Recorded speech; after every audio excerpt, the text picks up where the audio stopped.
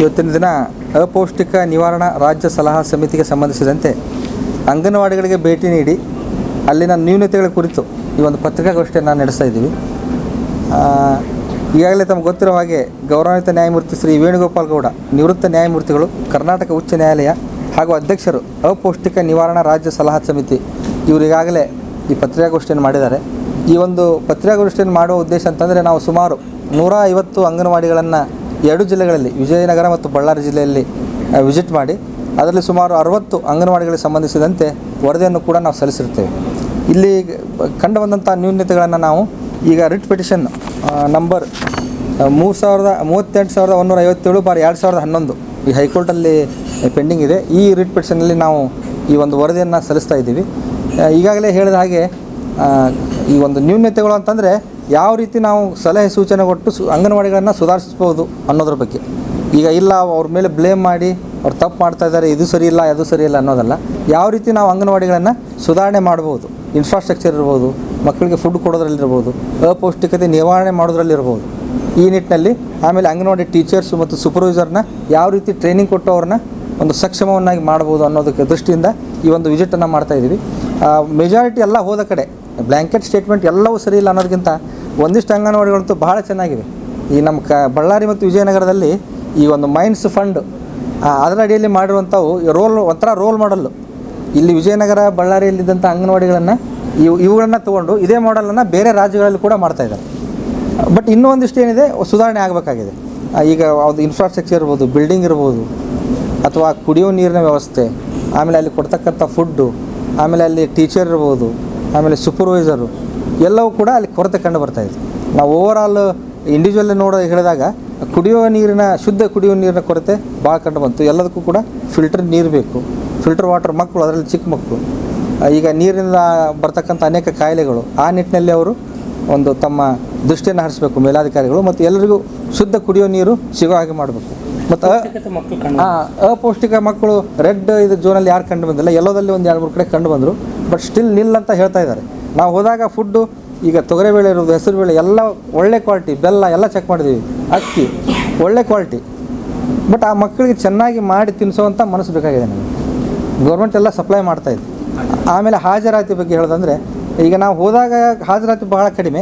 But ಹಿಂದೆ ಒಂದು 5-6 ದಿವಸದ್ದು ಹಾಜರಾತಿ ನೋಡಿದಾಗ ಮ್ಯಾಕ್ಸಿಮಮ್ 20-25 ಎವರೇಜ್ ಇದ್ದರೆ, ನಾವು ಹೋದಾಗ 5 ಅಥವಾ 6 ಬಹಳ ಆಲ್ಮೋಸ್ಟ್ ಎಲ್ಲ ಇದರಲ್ಲಂದ್ರೂ ಅಡ್ಡಿ ಇಲ್ಲ ಅಂಗನವಾಡಿಗಳು. ಈ ರೀತಿ ಕಂಡು ಬಂತು.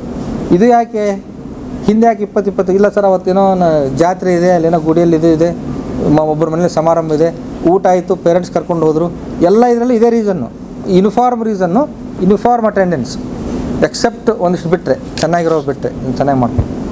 ಸೊ ಇದು ಕೂಡ ಭಾಳ ನೋಡ್ಬೇಕು. ಯಾಕಂದರೆ ಇದರಿಂದ ಏನಾಗುತ್ತೆ, ಅಷ್ಟು ಜನರ ಒಂದು ಅಟೆಂಡೆನ್ಸನ್ನು ತೋರಿಸಿ ಅಲ್ಲಿ ಬರ್ತಕ್ಕಂಥ ಈ ಸಾಮಗ್ರಿಗಳು ಅದು ಪೋಲ್ ಆಗ್ತಾ ಇದೆಯಾ ಅನ್ನೋದನ್ನು ಮೇಲಾಧಿಕಾರಿಗಳು ಗಮನಿಸಬೇಕು. ಭಾಳ ಇಂಪಾರ್ಟೆಂಟ್. ಮತ್ತು ಅದೇ ರೀತಿ ಉಳಿದಿದ್ದು ಹೇಳ್ಬೇಕಂತಂದರೆ, ಆ ಮಕ್ಕಳಿಗೆ ಸಿಗ್ತಕ್ಕಂಥ ಆಟಿಕೆ ಸಾಮಾನು ಕೈಗೆ ಸಿಗೋ ಆಗಿಡೋದು, ಅವನು ಗಂಟು ಕಟ್ಟಿ ಮೇಲೆ ಇಟ್ಟಿರ್ತಾರೆ.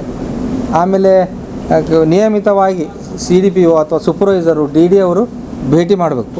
ಆಮೇಲೆ ಪ್ರತಿ ತಿಂಗಳು 5ನೇ ತಾರೀಕಿನೊಳಗಾಗಿ ವೈದ್ಯಾಧಿಕಾರಿಗಳು ಮೆಡಿಕಲ್ ಚೆಕಪ್ ಮಾಡಬೇಕು, ಮಕ್ಕಳ ವೇಟ್ ನೋಡಬೇಕು. ಸೊ ಹಿಂಗಾಗಿ ಈ ರೀತಿ ನಾವು ಸರಿಯಾಗಿ ಮಾಡ್ಕೊಂಡು ಹೋಗ್ಬಿಟ್ರೆ ಎಲ್ಲ ಅಂಗನವಾಡಿಗಳಲ್ಲಿ ಮಕ್ಕಳು, ಬಡ ಮಕ್ಕಳು ಏನು ಬರ್ತಾರಲ್ಲ, ಅವ್ರಿಗೆ ಒಂದು ಒಳ್ಳೆ ನಾಗರಿಕ ಆಗಿ ಸಹಾಯ ಆಗುತ್ತೆ. ಈಗೆಲ್ಲ ಬರೋರೇ ಬಡವರ ಮಕ್ಕಳು. ಸೊ ಅವರಿಗೆ ನಾವು ಸರಿಯಾಗಿ ಫುಡ್ ಸಿಗಲಿಲ್ಲ, ಅವ್ರಿಗೆ ಸರಿಯಾಗಿ ಅಲ್ಲೊಂದು ಶಿಕ್ಷಣ ಇರ್ಬೋದು, ಆಟೋಕ್ಕೆ ಸಾಮಾನುಗಳಿರ್ಬೋದು, ಸರ್ಕಾರದಿಂದ ದೊರೆಯತಕ್ಕಂಥ ಅಂಗನವಾಡಿಗೆ ದೊರೆತಕ್ಕಂಥ ಎಲ್ಲ ಸೌಲಭ್ಯಗಳು ಎಲ್ಲ ಮಕ್ಕಳಿಗೆ ಸಿಗಬೇಕು. ಹೌದು. ಪ್ರತಿ ತಿಂಗಳು ಕೂಡ ಮಕ್ಕಳು ಹೆಲ್ತ್ ಚೆಕಪ್ ಆಗೋದು, ವೇಟ್ ಮಾಡಬೇಕು. ಯಾಕಂದರೆ ಹೋದ ತಿಂಗಳು ಎಷ್ಟಾಗಿದ್ದ ಅವನು ವೇಟ್ ಡಿಕ್ರೀಸ್ ಆಗಿದ್ದಾನೆ, ಹೆಚ್ಚಾಗಿದ್ದಾನೆ, ಅಲ್ಲೇ ಪೌಷ್ಟಿಕತೆ ಅಪೌಷ್ಟಿಕತೆ ಗೊತ್ತಾಗಿಬಿಡುತ್ತೆ, ಅಲ್ಲಿ ಅದು ಸಿಕ್ಬಿಡುತ್ತೆ. ಸೊ ಯಾವ ರೀತಿ ಇವರು ನಡೆಸ್ಕೊಂಡು ಹೋಗ್ತಾ ಇದ್ದಾರೆ, ಯಾವ ರೀತಿ ಮಕ್ಕಳಿಗೆ ಫುಡ್ ಕೊಡ್ತಾ ಇದ್ದಾರೆ. ಸೊ ಆ ನಿಟ್ಟಿನಲ್ಲಿ ಆಮೇಲೆ ಒಳಗಡೆ ಒಂದು ಟಾಯ್ಲೆಟ್ ಇರಬೇಕು, ಪ್ರತಿಯೊಂದು ಎಟ್ಲೀಸ್ಟ್ ಒಂದಾದರೂ, ಗಂಡು ಮಕ್ಕಳಿಗೆ ಹೆಣ್ಣು ಮಕ್ಕಳಿಗೆ ಅಂತ ಹೇಳ್ತಾ ಇದ್ದಾರೆ, ಎಟ್ಲೀಸ್ಟ್ ಒಂದಾದರೂ ಟಾಯ್ಲೆಟ್ ಇರಬೇಕು, ಶುದ್ಧ ಕುಡಿಯೋ ನೀರು.